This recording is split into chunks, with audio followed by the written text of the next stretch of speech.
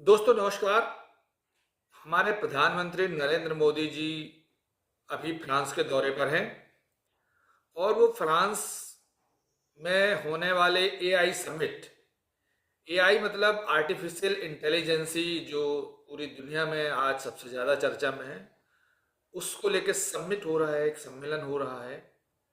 वहाँ वो गए हुए हैं जिसमें कि वो पेरिस में उसमें होने वाले जो एआई समिट है उसमें वो हिस्सा लेंगे। अब मुख्य बात ये आ रही है कि जो आर्टिफिशियल इंटेलिजेंसी एआई जिसको हम कहते हैं, एआई पूरी दुनिया में आज सबसे ज़्यादा चर्चा में है। और एआई के मामले में अभी आपने पिछले दिनों एक खबर सुनी होगी कि अमेरिका जो ओपन एआई है, जिसने कि चैट जीपीटी बनाया था, तो जिस दिन अमेरिका में जो चुनाव हुए हैं अभी राष्ट्रपति के, और डोनाल्ड ट्रंप वहाँ पे जीत के आए हैं, और जिस दिन उनका शपथ ग्रहण होना था उसी दिन पूरी दुनिया में शॉकिंग, सबसे ज़्यादा चौंकाने वाली एक खबर आई। और वो खबर ये थी कि जो हमारे पड़ोसी हैं, मित्र हैं, चीन, उन्होंने आर्टिफिशियल इंटेलिजेंसी, जिसको कि डीप सीक कहा जाता है, उसको उन्होंने रातों रात बनाया और बनाने के बाद उसी दिन उन्होंने लॉन्चिंग की। और उस दिन जब लॉन्च किया तो ट्रंप साहब का जो शपथ ग्रहण हो रहा था वो थोड़ा फीका सा पड़ गया। फीका इसलिए पड़ गया कि अमेरिका ने कभी सोचा नहीं था कि जिसमें उसकी बादशाहत चल रही है, जिसमें उसकी दादागिरी चल रही है एआई को लेकर के, कोई और दुनिया का देश बना देगा। और चुपचाप बिना किसी खबर, कानो कान खबर लगे, चीन ने डीप सीक बना लिया और उसी दिन उसने उसको लॉन्च किया। और उसके लॉन्च करने से जो अमेरिकन कंपनी थी जो कि चिप बना रही थी, उसको, जिसको कि एनवीडिया कहा जाता है, उसको तकरीबन 52 लाख करोड़ रुपए का एक ही दिन के अंदर झटका पहुंचा दिया, नुकसान हुआ। और इससे पूरी दुनिया में खलबली मच गई और पूरी दुनिया में सबसे ज्यादा चर्चा में चीन आ गया। तो सोचिए कि अमेरिका ने एआई बना ली, चीन ने एआई बना ली, और हम अपने आप को विश्व गुरु कहते रहे। और हम आज कहाँ हैं? हम आज अभी सम्मेलन में शामिल होने जा रहे हैं कि हम भी जल्दी से जल्दी एआई बना लेंगे। लेकिन ये उसी तरह की बात है कि जब आज अमेरिका ने एआई के मामले में पीएचडी कर लिया है, तब हम आज अभी चौथी पांचवी क्लास, या कहें कि प्राथमिक कक्षाओं में पढ़ने की तैयारी कर रहे हैं। तो आप समझ सकते हैं कि हम कितने पाछे हैं पूरी दुनिया में। दूसरा ये भी है कि फ्रांस जो बहुत बड़ा देश नहीं है, फ्रांस जो बहुत संपन्न देश भी नहीं है,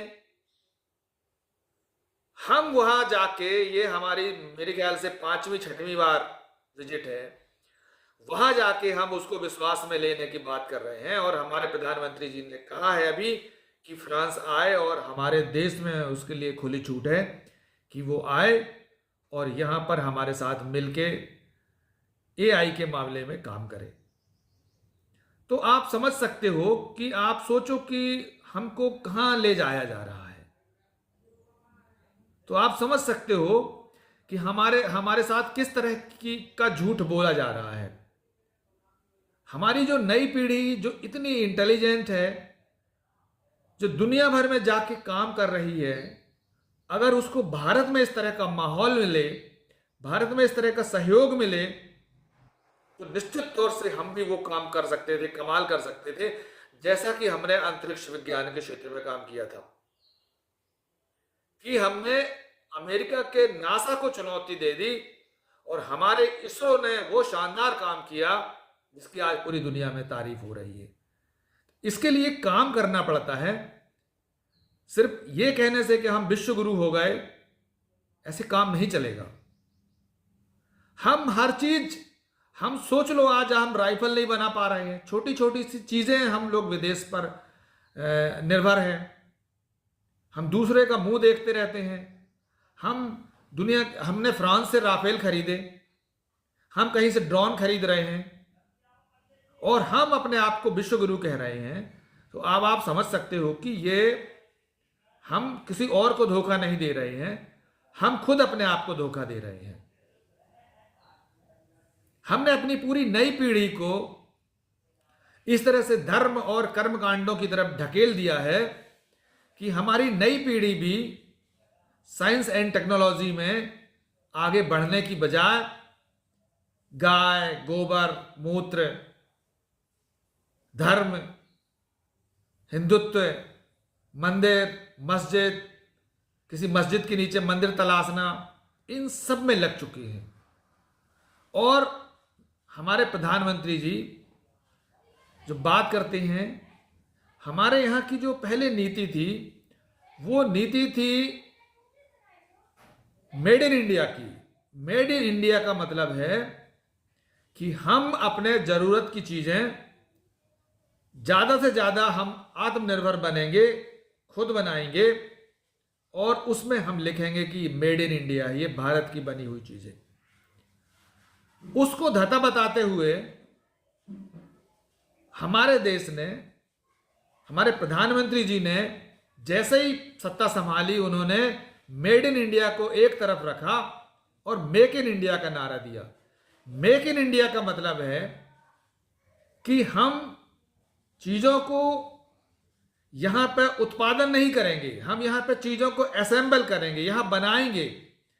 जैसे एक उदाहरण से समझा जा सकता है कि मान लीजिए कि हमें साइकिल बनाना है, तो साइकिल बनाने में टायर है, ट्यूब है, फ्रेम है, ये जो तमाम चीजें एक साइकिल बनाने में, नट है, बोल्ट है, एक्सेल है, सीट है, ये सब चीजों को हम अपने देश में बनाएंगे जिससे कि हमारे देश में लोगों को रोजगार मिलेगा और हम उसमें आत्मनिर्भर बनेंगे, हम उसमें टेक्नोलॉजी का विकास करेंगे।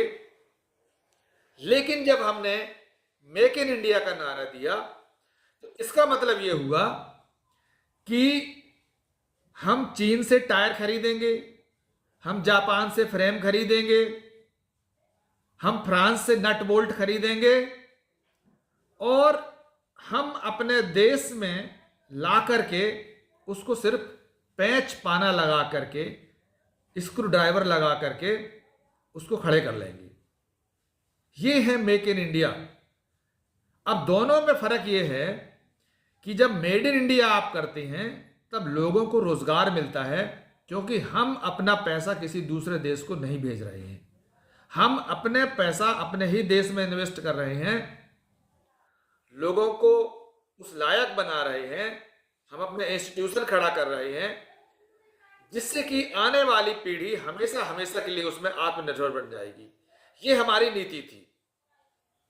लेकिन इन्होंने इस नीति को बदल करके जो मेक इन इंडिया किया, तो जब हम चीन से टायर ट्यूब खरीदेंगे, जब हम जापान से फ्रेम खरीदेंगे, जब हम फ्रांस से नट बोल्ट खरीदेंगे, तो हमारा पैसा जाएगा चीन, जापान और फ्रांस को। तो रोजगार कहां जनित होगा? रोजगार का जो सृजन होगा वो होगा चीन में, जापान में, फ्रांस में।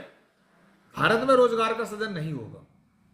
तो इसलिए हमको इन सब चीजों में ध्यान देना होगा और हम इन चीजों से हमें निकलना भी होगा जो हम आज अपने आप को विश्व गुरु जैसा तगमा देते हैं। और हमने अपनी पूरी नई पीढ़ी को धर्म के नाम पर उलझा के रखा है कि आपको फला दिन नहाने से आपको अमृत वर्षा हो रही है, आप कुंभ का स्नान कर लीजिए। हमने अपने पूरे स्कूल है, अस्पताल है, उधर ध्यान नहीं दे रहे हैं। इतना बड़ा बड़ा 7,500 करोड़ रुपए हमने खर्च किया कुंभ में, और हमारे स्कूलों की दशा देख लीजिए। तो कैसे चलेगा काम ऐसे में? तो दोस्तों, ये हम सब की जिम्मेदारी है कि हम सब लोग सवाल उठाएं, सरकारों से सवाल करें, अपने नेताओं से सवाल करें कि वो इस तरह की नीतियां बनाएं जिससे हमारे लोगों को रोजगार मिले और हम दुनिया में हाथ ना फैलाएं, हम स्वयं आत्मनिर्भर बने। तो जो हम बात कर रहे थे एआई की, एआई भी आज दुनिया की आवश्यकता है। सारी चीजें जो जो हवाई जहाज उड़ते हैं, हवाई जहाज जो मालवाहक जहाज जाते हैं, वो जो काम इंसान बहुत दिक्कत से कर पाता है, इंसानों को करने में जो कठिनाई होती है, उसको एआई बहुत आसानी से कर लेता है और बिना एरर के करता है, बिना गलती के करता है। तो इसलिए हमको दुनिया के बराबर तो खड़े होना है, लेकिन दुनिया के बराबर हम तब खड़े होंगे जब हम खुद अपने देश में ध्यान देंगे। और उसकी शुरुआत होती है, हम अच्छे स्कूल हमें बनाना चाहिए, अच्छे सरकारी स्कूल बनाना चाहिए, अच्छे कॉलेज बनाना चाहिए, अच्छे आईआईटी, जो हमारे आईआईटी हैं उनको विश्व स्तर के रैंक पर लाना चाहिए। हमने इसके लिए आपको चुना था, इसके लिए नहीं चुना था कि आप आईआईटी में आप ज्योतिष ज्ञान पढ़ाने लगो जाके। आईआईटी में भी आप मतलब इस तरह की आज जो खबरें आ रही हैं, बहुत ही निराश करने वाली खबरें हैं कि ये लोग कर क्या रहे हैं और ये देश को कहाँ ले जाने वाले हैं। तो दोस्तों, ये बात यहीं तक। और यदि आप हमारे चैनल को पहली बार देख रहे हैं तो आप सब्सक्राइब कर लीजिएगा, शेयर कर दीजिएगा और एक लाइक भी कर दीजिएगा और देखते रहिएगा, नई दुनिया संभव है।